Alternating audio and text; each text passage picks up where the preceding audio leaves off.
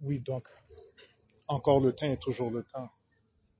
Eh bien, le temps, comme vous le savez, est un sujet de grande confusion. C'est probablement un des sujets de plus grande confusion qui suscite car nous sommes sous l'illusion du temps. Donc, nous avons de nouvelles informations pour vous concernant le temps. Ce ne sont pas des informations anodines. Cela peut sembler être anodin, mais ce n'est pas le cas. Au sein d'une horloge, combien, combien de chiffres et de nombres avez-vous au sein d'une horloge? La réponse qu'il est coutume d'entendre est que nous avons soit 12 nombres ou 12 chiffres. Et les gens qui portent généralement du temps font usage du chiffre et du terme chiffre et nombre sans distinction, bien que c'est important. Et vous savez pourquoi? Car l'horloge n'est pas constituée de 12 chiffres ou de 12 nombres. L'horloge est constituée de 10 chiffres et 3 nombres. Et ceci, que vous preniez des horloges qui représentent des points de 1 à 12 ou de 1 à 24. Car remarquez aussi qu'au sein des horloges, les personnes qui créent les horloges ne prennent pas en compte le point zéro, et ceci pour une raison précise. C'est afin de renforcer cette illusion. Comment ça, l'horloge est composée de 10 chiffres et 3 unités, 10 chiffres et 3 nombres. L'horloge est constituée des chiffres 1, 2, 3, 4, 5, 6, 7, 8, 9. Et le chiffre 0 vient avec l'arrivée du numéro 10, bien que normalement, le 0 aurait dû apparaître plus tôt, même avant le 1. Donc nous avons 10 chiffres. Pourquoi 10 chiffres? Nous savons que vous connaissez ces définitions, mais quand même, nous devons vous rafraîchir la mémoire. Qu'est-ce qu'un chiffre et qu'est-ce qu'un nombre? Un chiffre n'est que la représentation d'une unité totale. Un chiffre est la représentation d'une unité totale complète et nette. Et un nombre est un composé de plusieurs chiffres. Ici, les gens ont tendance à croire que un nombre débute à partir de 10, mais ce n'est pas le cas. 0.1, par exemple, est un nombre. 1.1 est un nombre. 1.1 est un nombre constitué de 1, d'une virgule et d'un autre 1. Donc, ce sont des nombres. Les nombres ne débutent pas généralement avec 10 ou moins 10. Les nombres à virgule sont des nombres. Ouais, les nombres à virgule sont des nombres. Donc, 0.1 est un nombre. Donc, nous avons 1, 2, 3, 4, 5, 6, 7, 8, 9, plus le 0 qui apparaît à partir du 10, qui est quand même un chiffre. Donc, nous avons 10 chiffres. Maintenant, vous allez demander pour les 10, 11, 12. Eh bien, 10, 11, 12, ce sont des nombres. C'est l'ajout du 1 et du 0, l'ajout du 1 et du 1, et l'ajout du 1 et du 2. Nous avons rajouté 10 pour le 0, car le 0 n'apparaît pas lorsqu'on compte les nombres de façon dans l'ordre croissant, car vous savez qu'il n'y a pas de point 0 au sein d'une horloge, et le 0 intervient pour la première fois lorsqu'on mentionne le 10. C'est la première chose. Maintenant, vous allez demander pourquoi le 0 est considéré comme un marqueur de temps. Eh bien, cela fait sens. Lorsque vous avez un délai de temps et lorsque vous calculez le délai de temps qui vous reste, le compte à rebours termine à partir de quel nombre? Lorsque généralement vous établissez une limite d'heure ou de temps afin d'effectuer quelque chose, le compte à rebours termine à partir de quel chiffre, je veux dire, pardon, pas à partir de quel nombre? À partir du chiffre 0. C'est exact. Le compte à rebours termine à partir du chiffre 0. Maintenant, si on lit sans preuve comme point de référence l'histoire officielle, faites attention avec des pincettes l'histoire officielle, car vous savez qu'il y a beaucoup de mensonges. Il est dit que certaines civilisations ne connaissaient pas le zéro, ou encore que certaines civilisations en faisaient usage sans le savoir nécessairement. C'est-à-dire que la signification ou le concept du zéro était présent au sein du commerce, mais pas pour le comptage. Et ce n'est pas vrai, c'est un mensonge.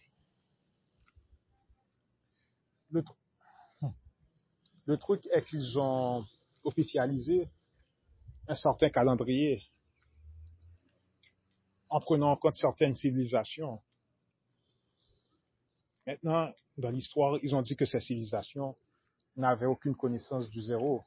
Et c'est pourquoi le calendrier ne prend pas en compte le zéro. Donc, ce qu'ils ont fait, c'est qu'ils ont officialisé un mensonge au niveau global afin de nous confondre. Donc,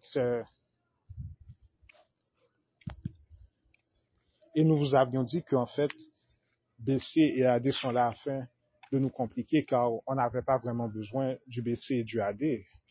On aurait pu continuer à partir du temps zéro. Et bien, ils ont fait exprès d'enlever le zéro. Et pourquoi le zéro est aussi important?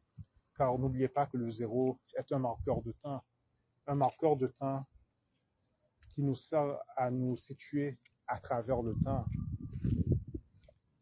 Lorsqu'on n'a pas de marqueur de temps, eh bien, qu'est-ce qui arrive? On se perd à travers le temps.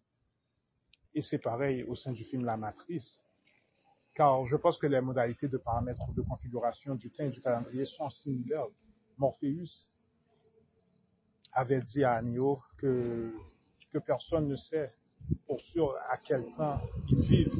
Ils estiment qu'ils vivent à telle ou telle époque, mais personne n'est sûr. Et ceci car ils ont le même problème que nous. Et même lors de dialogue entre l'architecte et Neo, l'architecte avait dit que même Morpheus se trompe. Ils sont 700 ans en surplus par rapport à 2199, à la supposée date que Morpheus avait donnée à Neo. Donc ils étaient perdus car ils n'ont pas de marqueur de temps et c'est là l'importance du zéro. Lorsque vous ne placez pas le zéro, eh bien vous vous perdez. Et le zéro n'est pas que fait usage pour des trucs de commerce, pour des trucs de commerce. Car ils ont dit que le zéro est important pour le comptage, bien sûr, pour le commerce, afin de bien compter et afin de voir s'il y a des dettes ou des genres de délais. Donc voilà à quoi sert le zéro. Donc lorsque vous vous perdez, par exemple, dans la rue, lorsque vous vous perdez au cours d'un trajet, vous vous perdez à travers le temps, croyez-le ou pas. Pourquoi?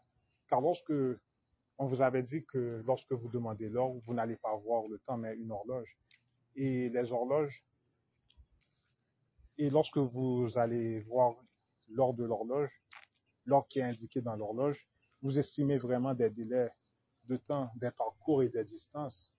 Donc, on mesure des délais, des parcours et des distances. Et lorsque nous sommes en route, lorsqu'on se perd en route, c'est qu'on a perdu le comptage d'une certaine manière du délai de temps, du parcours et du trajet. Lorsqu'on se perd en route, c'est qu'on a perdu la notion du temps par rapport au trajet où on devait aller. Bien que cela paraisse incroyable, mais ça ne l'est pas. Mais c'est en fait ça. Lorsque vous vous perdez sur la route, c'est que vous vous perdez à travers le temps. Il y a trop de choses qui sont prises pour acquis. Maintenant, vous direz, c'est quoi le rapport? Eh bien, ce serait quelque chose qu'une personne normale, une personne matricielle aurait dit. Et c'est parce que nous prenons beaucoup trop de choses pour acquis. C'est ce qui explique que nous sommes dans cette situation. Le sexe ici est pris pour acquis. À titre d'exemple, les relations intimes, le lettrage et la numérotation de nos cartes d'identité sont pris pour acquis et beaucoup trop de choses sont assignées à la coïncidence, bien que ce ne soit pas le cas. Maintenant, nous allons vous expliquer d'où vient cette faille. Et d'où vient l'illusion? Alors, chaque tranchée d'heure dans notre monde correspond à une période de temps différente. Certaines périodes sont plus ou moins similaires, mais les différentes tranchées d'heure proviennent de périodes de temps différentes. Et que voulons-nous dire par là? Lorsqu'on parle de tranchées d'heure, on en vient à parler d'une tranchée d'heure qui suit le même courant. C'est-à-dire que la tranchée d'heure qui survient de midi à midi 59 suit un courant similaire. Et ce courant est similaire car si vous calculez les nombres de midi en prenant midi, si vous calculez de midi à midi 59, c'est-à-dire en faisant le calcul manuellement de midi, midi 1, midi 2, midi 3 jusqu'à midi 59, à titre d'exemple, vous allez trouver pour ce qui est du résultat une suite successive d'ordre chronologique croissant pour ce qui est du résultat. C'est-à-dire que si vous calculez midi, vous allez calculer midi, vous ferez 1 plus 2 plus 0 plus 0, vous allez trouver 3. Maintenant, si vous calculez midi 1 plus 2 plus 1 qui va vous donner 4. Maintenant, vous allez trouver l'ordre de ces numéros dans leurs ordres successifs entre midi et midi 59. En prenant en compte que le 0 n'est pas compté, bien que le 0 aurait dû être compté, je ne sais pas, parce que nous sommes sous l'illusion, et que donc on n'arrive pas à trouver le 0, et c'est parce qu'on n'arrive pas à trouver ce 0 que nous sommes sous l'illusion. Souvenez-vous, encore une personne matricielle va dire, eh bien, c'est quoi le rapport? Est-ce que c'est grave? Non, c'est important. Il n'y a rien qui soit fait par hasard dans ce monde. Et c'est parce qu'on ne trouve pas le 0 qu'il y a cette illusion, car souvenez-vous que le 0 est un marqueur de temps dans ce monde. Bon, pas que dans notre monde, mais dans le langage cosmique, le 0 est un marqueur de temps. Et vous avez besoin, vous et moi, de ce marqueur de temps 0, afin de retourner où? À la source. Car le point 0 est relié à la source. Donc, voilà l'illusion. Maintenant, l'illusion débute à la prochaine tranchée d'heure, car veuillez remarquer que chaque tranchée d'heure est comme un compte à rebours de l'arrivée d'une nouvelle tranchée d'heure ou d'une nouvelle période de temps. C'est-à-dire qu'entre midi 59 et 1 heure, nous avons une nouvelle période de temps. Et bien que midi 59 donne 1 plus 2, 3 plus 5, 8, plus 9, 17, 1 plus 7, 8, la compréhension est qu'on aurait dû trouver 9 à 1 heure. Non, on ne trouve pas 9. On retrouve en fait 1. On retrouve 1. 1 heure. Et là, il y a un saut de 2 secondes ou de 3 secondes, car on était censé compter le point 0, code de 8 à 1, de midi 59 qui donne 8. À 1, on a 2 secondes qui se sont envolées. Et ça, c'est spécifique pour de midi AM à 1h AM, mais aussi, c'est aussi spécifique pour midi PM à 1h PM. Il y a 2 secondes qui se sont envolées. Mais dans les autres cas, il n'y a plus que 2 secondes. Il y a au moins une fuite de 5 à 6 secondes si on prend en compte le 0. Si maintenant vous allez calculer la fuite de temps entre 1h59 et 2h, on a 1 plus 5 plus 9, 1 plus 5, 6, plus 9, 15, et 1 plus 5 est égal à 6. Maintenant, on trouve 2. Maintenant, vous devez calculer de 6 à 2, car vous devez suivre l'ordre chronologique. Parce que vous auriez pu me dire que non, on était censé compter de 2 à 6, mais de 2 à 6 et non de 6 à 2. Non, car on doit suivre l'ordre chronologique. Car le 1h59 arrive avant le 2h. On doit donc compter dans l'ordre chronologique. Et puisqu'on a trouvé 1h59, on a trouvé 15. 1 plus 5, 6, plus 9, 15. Et 1 plus 5, 6, eh bien, 2 heures nous donne 2, alors que dans l'ordre chronologique des choses, on aurait dû trouver 7, mais c'est 2 qu'on trouve. Maintenant, lorsque vous allez compter le nombre de secondes qui se sont envolés entre 6 et 2 en suivant encore cette même ordre chronologique. Vous allez trouver 7, 8, 9, 1, 2, ça fait 5 secondes. Il y a 5 secondes qui se sont envolées. Et comme nous étions censés compter le point 0, on peut même calculer cela à 6. On peut même placer cela à 6, car on était forcément censé compter le 0, mais ici je ne le compte pas, car on ne prend pas en compte cela, même si j'aurais dû. Mais vous comprenez.